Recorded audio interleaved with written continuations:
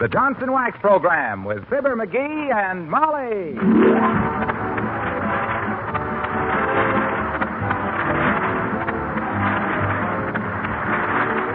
The makers of Johnson's Wax products for home and industry present Fibber McGee and Molly, aided and abetted by Gail Gordon, Arthur Q. Bryan, the Benedarets, and yours truly, Harlow Wilcox.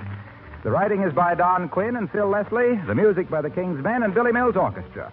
And back with us tonight, after 3 years in the Navy, Bill Thompson as Wallace Wimple.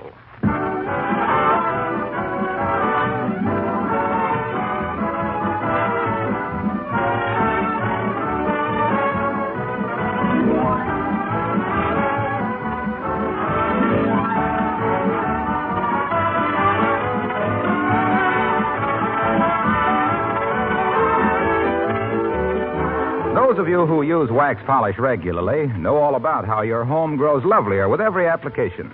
But if you've yet to discover the beauty of wax polishing, you certainly have a most pleasant surprise coming. For example, you'll really be amazed at the shining new beauty of your floors when you first wax polish them with genuine Johnson's Wax. For the very first time, perhaps, you'll appreciate the real beauty of your dining room tabletop, because Johnson's Wax brings out its beautiful natural grain and gives it a lovely mellow polish. Your chairs and sideboard and bookcase suddenly gleam with a lustrous, satiny, dry sheen. Ornaments, leather articles, picture frames are richer looking. And when Johnson Wax polished, your lovely things are wax protected against wear, dirt, and spilled things.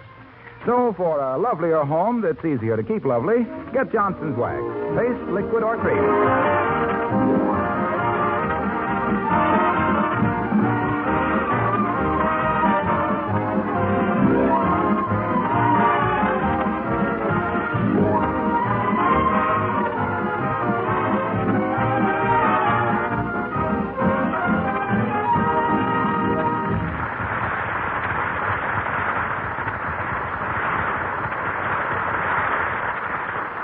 When Mrs. McGee of 79 Wistful Vista sent her husband to the library for some reference books on raising cinerarias, she might have known he'd come home with 2 volumes on the history of baseball, 1 on big game hunting in New Zealand, and 3 murder mysteries, one of which he is reading now, as we meet Fibber McGee and Molly.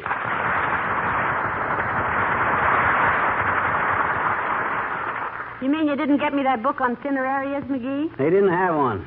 The librarian and I spent 45 minutes looking through the list, and it didn't have a single book about cinerarians. Cinerarias? Yeah, that's what I says. Cinerarians. She asked me, what are they? And I says, flowers. That was correct. And then she says, how do you spell it? And I seen she had me, so I took these books and scrammed. You love these murder mysteries. You know, one of these days I'm going to write a murder story, and it'll be autobiographical. What you mean? It'll be entitled, That Wasn't the Book She Wanted, and That Wasn't Sugar on His Wheaties. Oh. Well, my gosh, when a guy runs into an ignorant librarian who don't even know a cinemastertium is... Cineraria. Yeah. When you run into an ignorama like that... Ignoramus. This was a woman. Takes a feminine suffix when used as a subjunctive. Oh? When you run into an ignorama like that, what can you do? Well, now, don't expect me to read those murder stories. They give me the twitches. Ah, Pata, you got to remember it's just fiction. Personally, I'm used to them. Boris Karloff could creep into this room right now, dragging 7 dead bodies, and I'd never... What was that? Something just crawled across my foot. Oh, that was just my ball of yarn, dearie. Rolled off my lap. Oh. All that effort for that.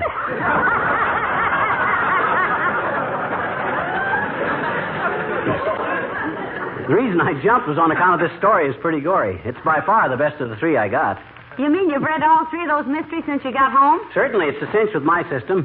I just read the first 3 pages and the last 3 pages. That tells you who got killed and who done it. That's all you want to know in the first place. That stuff in between is a shameful waste of paper, then, isn't it? Oh, I don't know. I suppose some people read all that padding. They did in this one, anyway. There's a loose page right here in the middle. That what? It ain't a loose page. It's a map. Somebody left a map in here. A map of what? I don't know. It looks like it might be a... Oh, my gosh. Molly. It's a treasure map. Look at... Tear it up, dearie. Huh? Tear it up. With taxes the way they are, we can't afford to find any treasure. No kidding. This is real. You see here? It says, due north from Old Mineral Well, 200 paces. strike line from loose rock in stone wall to foot of old oak. Then there's a big X, and it says, treasure buried here. Where? Right here in Wistful Vista. I know exactly where that old mineral well is in the stone wall, too. Oh, but McGee, who would bury a treasure in Wistful Vista? The only pirate who ever operated around here is Alderman McClatchy. Well, there was plenty of stagecoach holdups around here in the old days, kiddo, and plenty of bank robberies, too. Oh, boy. Imagine me walking into the Elks tomorrow and paying my dues with a handful of uncut emeralds. Huh? Just the same, dearie, I don't think... Oh, no, not a word about this map, baby. This may mean life or death if the word gets out. Compared to me, sweetheart, an oyster is positively gabby. I can close up like a General Motors sales room. If anybody knows we're on the trail of a treasure... Come in. Oh, how do you do, Mrs. Carstairs? Do come in.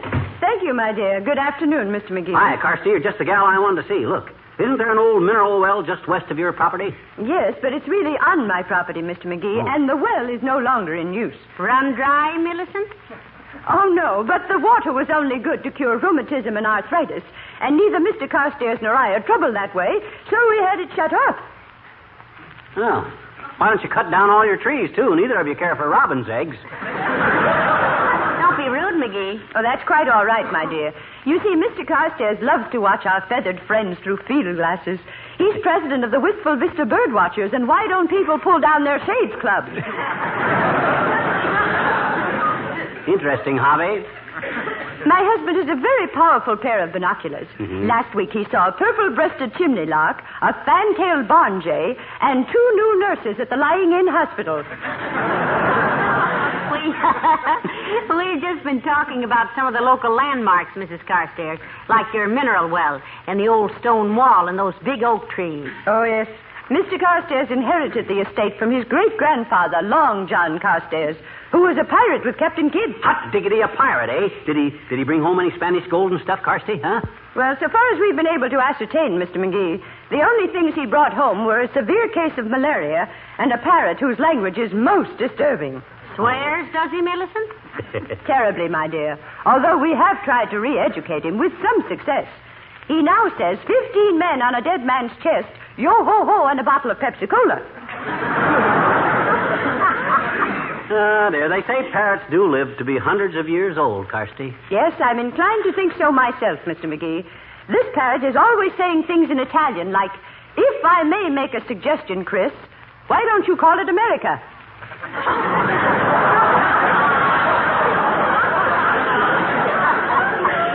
Oh, dear. Tell Millicent about the bird you had once, McGee. You mean Sherman? Yeah, I had a strange bird once, Carsty. Crossed between a stork and a parrot. Yeah. Used to fly around town and holler down people's chimneys. What'll you have, folks, a boy or a girl? Yeah, scared the tar out of a lot of people.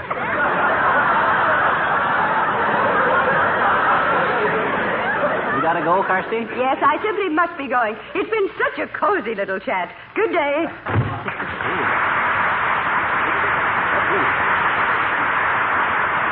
You hear what she said, Molly? Carstairs' great-grandfather was a pirate. Don't that make this treasure map look reasonable? Well, after your stork and her parrot, almost anything would look reasonable, dearie.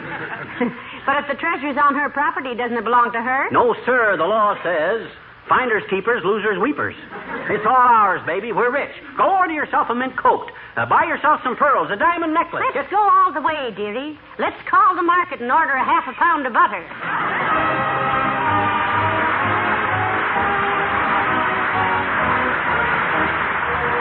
Billy Mills and the orchestra and the bells of St. Mary's.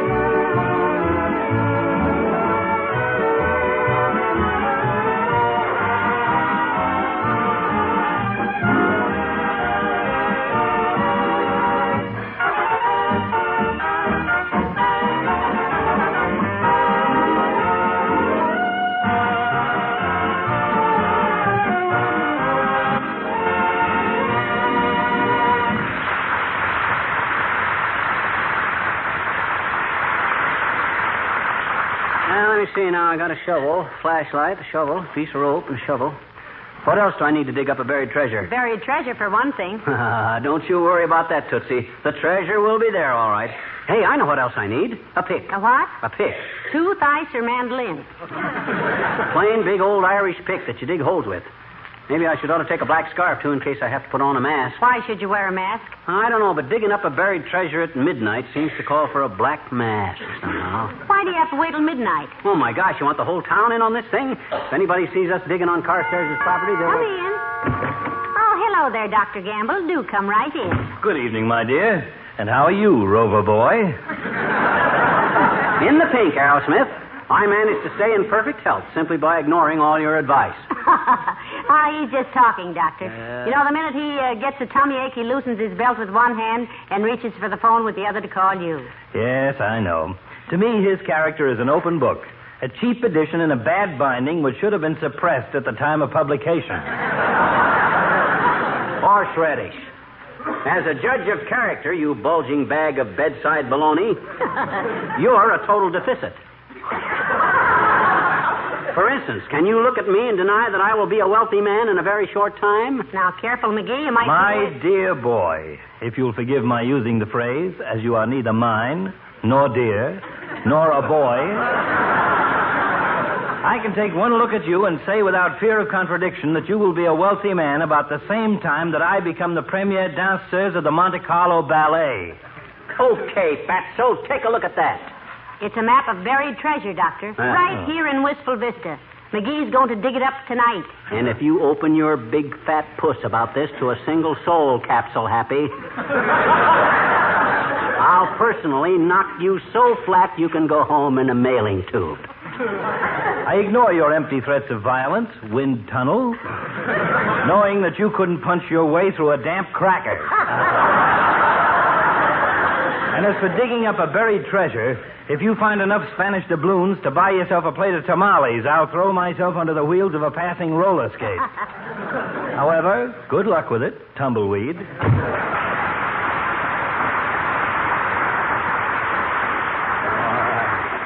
That old septic. He'll look pretty silly when I pay his bill with a rope of pearls. What time is it? Oh, it's early yet, dearie. About 8 o'clock. My gosh, don't the time drag, though. I'm just itching to get busy with that pick and shovel. Hey, wait a minute. Maybe you'd better do the digging while I stand guard with a shotgun. We might get hijacked out of the treasure. You're sweet to do the dangerous work while I have all the fun, dearie. But you better do the digging because... Hello, folks. Mind if I come in? Mind if I come in, he says. That's like lightning saying, do you mind if I strike you? You are in, Junior. And very welcome, too, Mr. Wilcox. Thanks, Molly. What's the shovel and stuff for, Mac? If you're planning on digging for fishworms, I can tell you right now the ground is harder than a landlord's heart. Can you keep a secret, Junie? Pal, I'm as close-mouthed as an Armenian's purse. What cooks? Shall I tell him, dearie? Sure, go ahead. And if you pop off about this thing, son, I'll give you the bus driver's curse. What's the bus driver's curse? May you stand on the windy corner and stand and stand and stand while the sleet drives up your pant legs and your nickels freeze in your hand.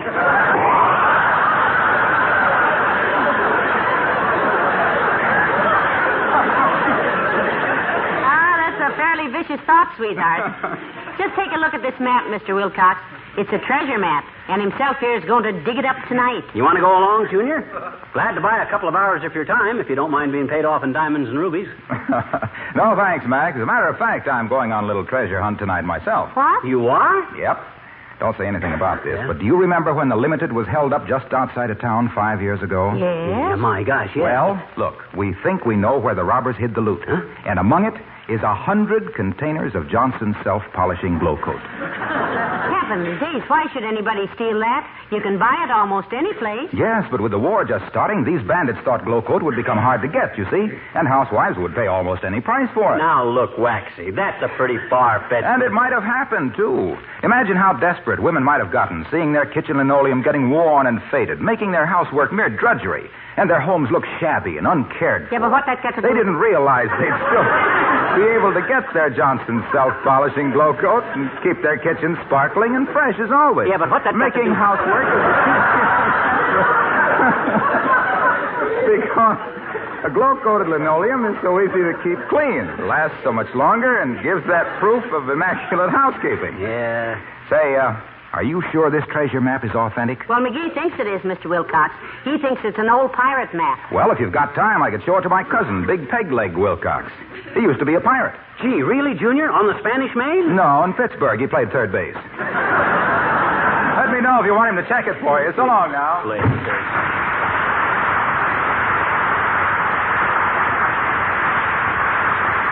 McGee, did you ever stop to realize that Mr. Wilcox almost always mentions Johnson's glow coat or Johnson's wax?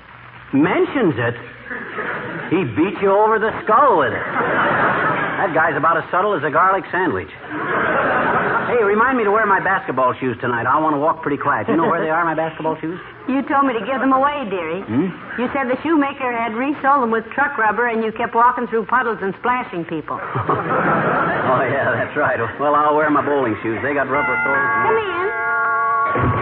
Oh, for goodness sakes. Hello, Mr. Mayor. Hi, Latrivia, old man. I'm glad to see you. Come on in. Hello, Mrs. McGee. Hello, McGee. I was just passing by on my evening constitutional, and I thought I'd... well, what's this? Going to sink a well, McGee? Or going out to dig for buried treasure? Did I say something wrong? No, you just hit the nail on the cuticle, Your Honor. You guessed it, so I might as well tell you, Latriv. We are going to dig up some buried treasure. No. Yes. Indeed. Here's the map, Mr. Mayor, see? Well, this is an interesting document. Ever done any treasure hunting before, McGee? Nope. I have. You have, Mrs. McGee? When, Molly? Every time you get through taking a nap on the Davenport. Huh? I've dug under the cushions and come up with as much as 64 cents. Well, give it to me. I had an interesting experience with that sort of thing once when I lived in New Orleans. I had a little catboat, and I used to sail through the bayou. Take her with you all the time, Latrivia? Take whom? Your cat. I didn't have a cat. What's the idea of having a cat boat, then? Passenger boats carry passengers. Cattle boats carry cattle. Don't cat boats carry cats? Not necessarily, McGee. A catboat is merely a small sailboat. Well, just the same, it was a little selfish of you not to take her along with you, Mr. Mayor. Even as maybe just a mascot. I tell you, I didn't have any... All right. I had a cat.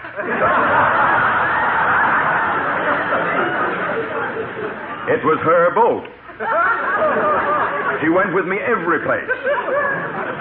Now, may I tell my story? Sure, Latrivia. Don't let us interrupt. Thank you. Well, one day I left my little home in New Orleans, a Creole colonial house as I remember it. What's Creole colonial, Mr. Mayor? Well, it's a rather graceful variation of the Charleston colonial, Mrs. McGee. Narrow pillars, green shutters, high stoop. Hi, Latrivia. How have you been? Fine, and you? Splendid. Nice to have seen you again. Good day.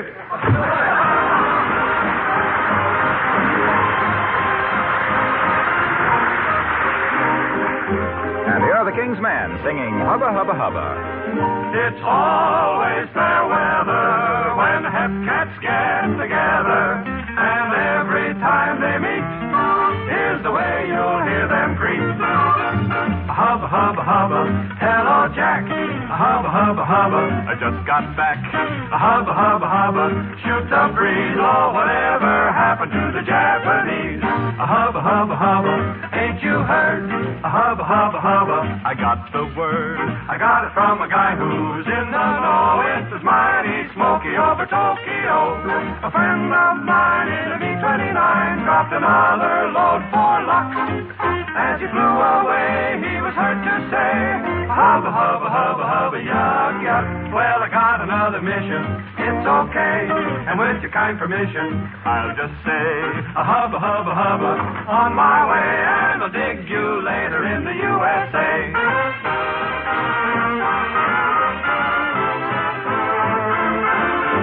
Hubba, hubba, hubba, just got in. Hubba, hubba, hubba, give me some skin. You're looking mighty pretty.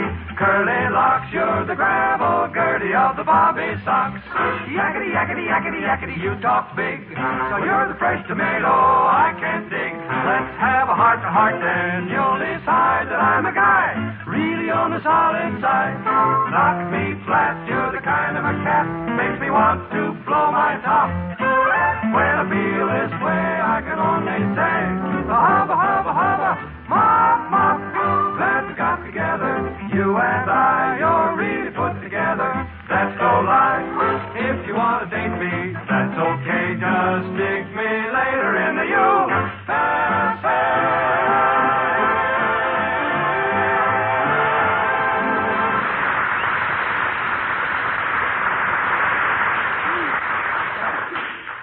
Well, isn't it almost time for us to get going, McGee? We'll give it another few minutes. Give old man Carstairs time to get good and sound asleep. Say, are you sure this isn't stealing, dearie?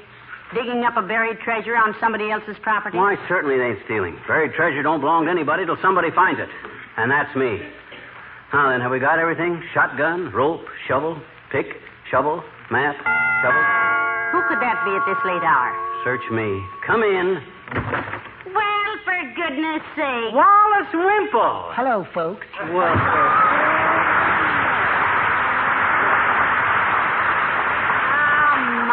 My, it's nice to see you again, Mr. Wimple. it sure is, Wimp. We didn't know when you'd get in or we'd have met you at the station. Oh, my wife, Sweetie Face, was there, Mr. McGee. Oh. And you should have seen our reunion. Pretty emotional, was it? Yes. She really tugged at my heart. Did she really? Yes, but I was lucky. It didn't come loose. Incidentally, Wimp, what were you in the Navy? Homesick. Now, he means what was your title or rank or rating or whatever you call it? Well, you know what they call a sad sack in the Army? Sure. Well, in the Navy, I was known as the droopy ditty bag. You see, I was a physical instructor. You a physical instructor? Oh, my stars, yes, Mrs. McGee. I taught boxing and jiu-jitsu and judo and wrestling and knife fighting and everything. And you know what I'm going to do if Sweetie Face starts picking on me again? What, Wimp? Hide under the porch. Ah, you poor lad. I don't suppose it was a very happy homecoming, was it, Mr. Wimple? Oh, I don't know, Mrs. McGee, but it was certainly amusing. The minute Sweetie Face saw me, she just grabbed me up in her arms and started waving my legs up and down. Why, oh, what was that for? Then she threw me down very disgusted and said, "What do they mean, bell-bottom trousers? They don't make a sound." Well, I don't like to be personal, Mr. Wimple, but don't you ever get tired of such treatment?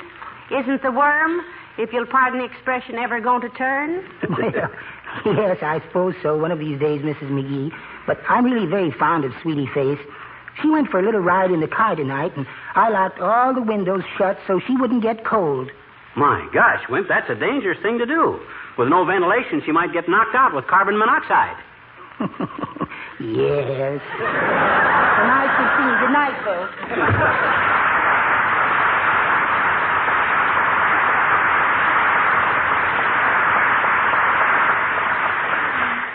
Poor little Mr. Wimple. What a life he leads. I don't know how the Navy's going to get along without him, but I'll bet it wants to. Well, we better get going, kiddo. Now, you bring the pick and shovel and the rope, that stuff. I'll carry the flashlight on account of I know the way better. Say, hadn't I better bring the piano, too, in case you get tired and want to lean on something? No, I can use a tree. You all set? Let's go?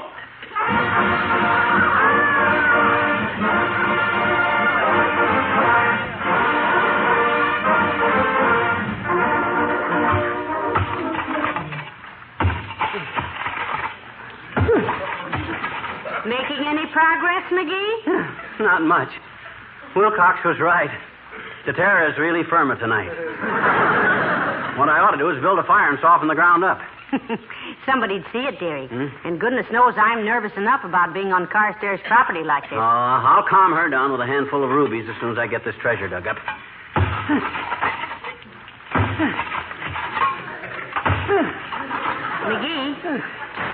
McGee. Huh? I think I hear somebody coming. Yeah, it's probably just some little animal. This ground is frozen so hard the rabbits sound like tap dancers. Mr. McGee. Mrs. McGee, may I ask what's going on here? Heavenly days, Millicent. My gosh, Carsty. Will you please explain, if possible, why you are trespassing on my property? Well, you see, Millicent, McGee found a treasure map in the library Yeah, book. and I was going to split with you when I got the treasure dug up, Carsty. Yeah. A frail little woman like you wouldn't want to do any actual digging. Let me see your map, Mr. McGee. Okay. Turn the flashlight on my face, Molly. No, she needs the treasure map. Here, Carsty. You see? It says due north from Old Mineral Well. I know very well what it says, Mr. McGee. Huh? I made this map myself several months ago and mislaid it. It was to help me remember where to put the flowers. Flowers? But look. It says treasure buried here. Of course. Treasure was the name of my pet turtle. Oh, sure. He ate a firefly last October and died of heartburn. Heavenly days. What are you looking at, McGee? The audience. Ain't this ridiculous?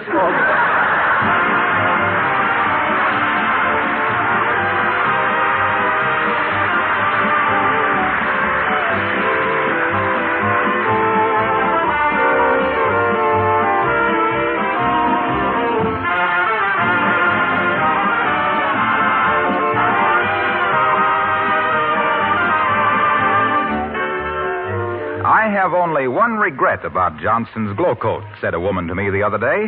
I regret I didn't begin to use it sooner. It really annoys me to think what lovely-looking linoleum and other floors I could have had all these years with so little work. Well, now, of course, we're always pleased to get compliments like that about Glow Coat, and as a matter of fact, we think they're well-deserved. It's really so easy to keep your floors beautiful and protected, too, with Johnson's Glow Coat. First, because Glow Coat needs no rubbing or buffing. You simply apply and let dry. Glow Coat polishes itself. And second, because spilled things are wiped up in a jiffy from a Glow Coat protected floor. The tough film of Glow Coat saves the surface underneath from wear, protects it from dirt and moisture. In fact, its regular use adds greatly to the life of your linoleum and other floor surfaces. Ask your dealer for Johnson's self-polishing Glow Coat.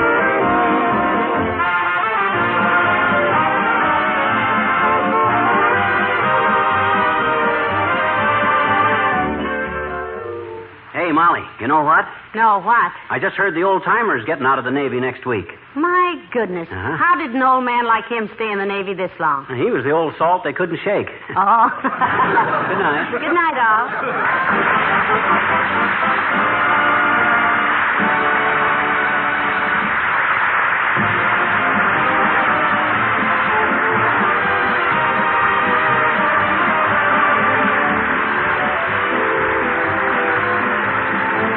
This is Harlow Wilcox speaking for the makers of Johnson's Wax Products for home and industry, inviting you to be with us again next Tuesday night.